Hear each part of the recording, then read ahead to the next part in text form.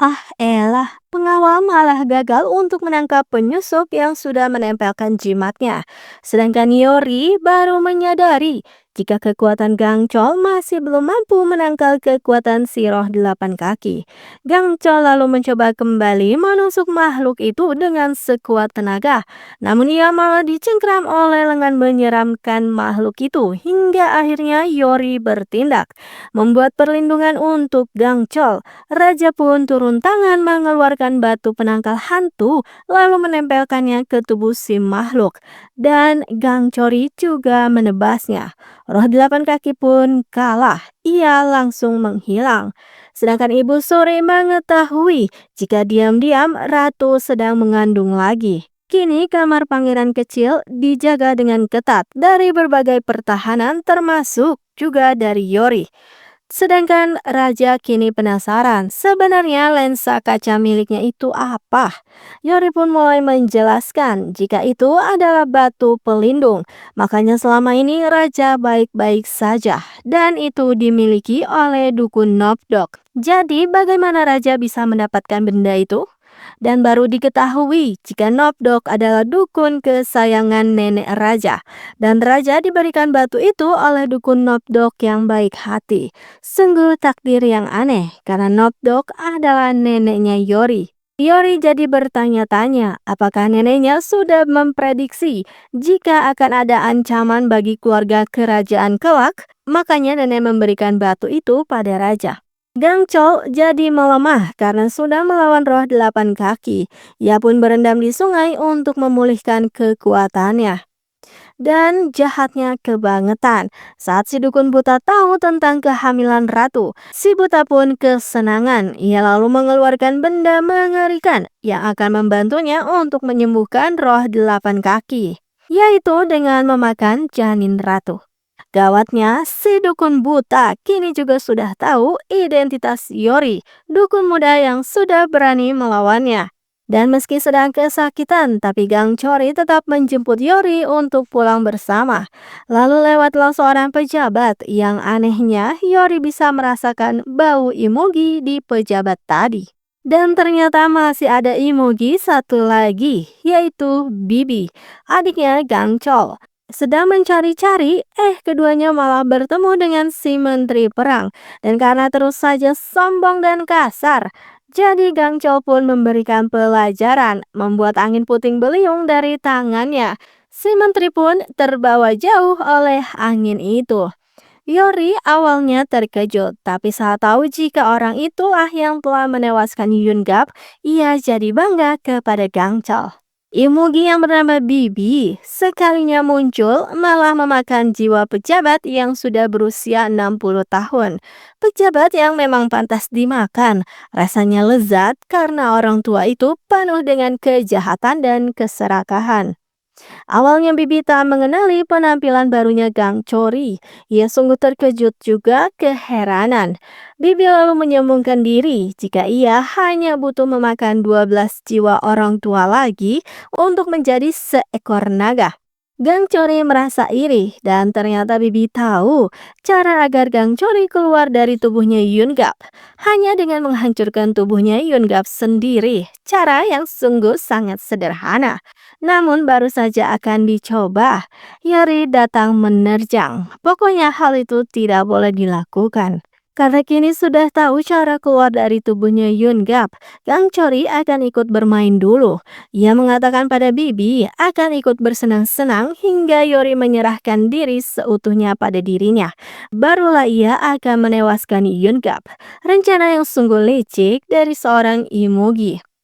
Gangchol lalu curhat pada Bibi karena ia sendiri bingung jika berdekatan dengan Yori seperti ingin memakannya hidup-hidup. Jadi tanpa pikir panjang, Gang Chori melihat gadis di hadapannya yang kebetulan anak dari bangsawan yang jatuh cinta pada Yungap itu. Mencoba untuk melakukan hal yang sama seperti pada Yori, tapi ternyata rasanya berbeda. Jadi Gang Chol pun mengusir gadis itu. Padahal sudah jauh-jauh si gadis datang. Tapi bukan yang sakit hati, namun ternyata gadis itu malah tambah jatuh cinta dengan sikap Yungap yang kasar itu.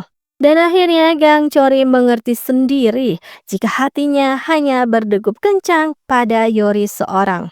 Ratu berterima kasih atas dedikasi Yori padanya. Namun, lagi-lagi Ratu merasakan mual yang tak bisa ditahan. Yori lalu tiba-tiba mendapatkan penglihatan dan bisa tahu jika Ratu selalu bermimpi buruk belakangan ini.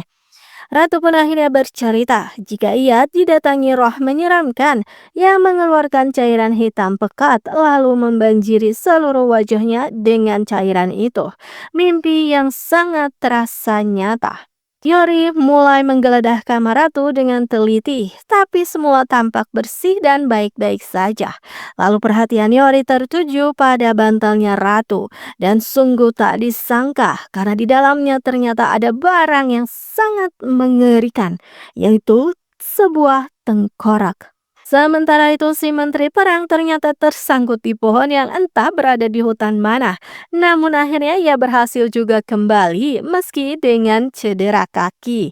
Jadi dengan mata penuh kebencian, kini ia mencari Yungap dan langsung murka. Tapi tak lama raja pun datang. Menteri perang mencoba untuk menjelaskan hal yang terjadi pada dirinya, tapi sungguh sia-sia karena hal yang terjadi sangatlah tak masuk akal. Si menteri pun jadi bingung sendiri menjelaskannya. Raja lalu memperingati agar jadi-jadiannya Yungap ini untuk tetap sopan. Gang Chori jadi muak. Akhirnya ia memperkenalkan diri jika ia adalah Gang Chori, seorang dewa, meskipun dewa jahat. Ia lalu membuat petir agar semua orang percaya padanya. Sontak semua yang ada di sana pun ketakutan. Jadi raja itu berada di level rendah dibandingkan dirinya. Jadi tak apalah jika ia sombong di hadapan raja. Raja lalu bertanya apa yang sudah terjadi pada menteri perang. Dan Gang Chori pun menjelaskan jika ia telah menggunakan angin puting beliung. Raja dan yang lainnya pun kebingungan sendiri. Raja bahkan tertawa karena saking konyolnya. Namun tak lama raja dipanggil dayang dari ratu dan sungguh terkejut dengan penemuan itu.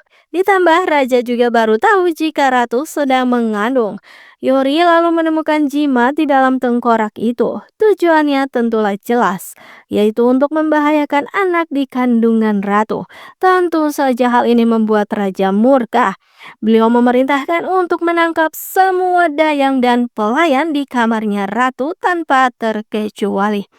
Yori pun jadi ikut kesal, sungguh jahat sekali. Jadi ia mengeluarkan Myeongdu, cermin yang memantulkan roh. Dan benar saja, roh menyeramkan itu pun muncul. Gangchol gercep melawan roh itu, dan roh itu pun kabur lewat air. Sungguh aneh, bagaimana roh air bisa bertahan lama di darat? Pasti itu semua karena jimatnya. Jadi mereka menelusuri jalur air dan akhirnya ketemu juga.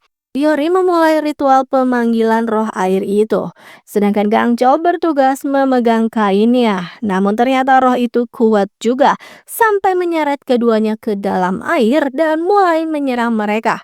Gangchol bahkan buru-buru melindungi Yori, tapi ia malah digigit oleh si roh tinta ini. Yori sudah mencoba untuk menusuk roh itu, tapi ternyata roh itu malah menyerangnya balik dan mengeluarkan tinta hitam ke wajahnya Yori. Sungguh sangat banyak.